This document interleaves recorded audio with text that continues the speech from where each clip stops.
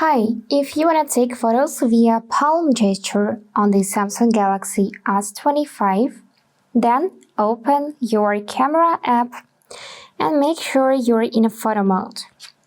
Now after that, tap these four dots and choose Settings, which is the first icon. Then you need to scroll down a bit like that till you could see Shooting Methods section. Select it. And now enable to show palm to the camera to take selfies or start recording selfie videos. So let's tap it to enable. And now let's test it. I'm gonna switch to selfie camera. And now simply do this palm gesture.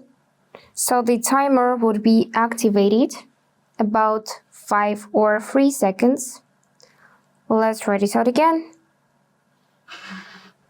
And yes. And the photo would be taken after 3 seconds. Let's try this out again.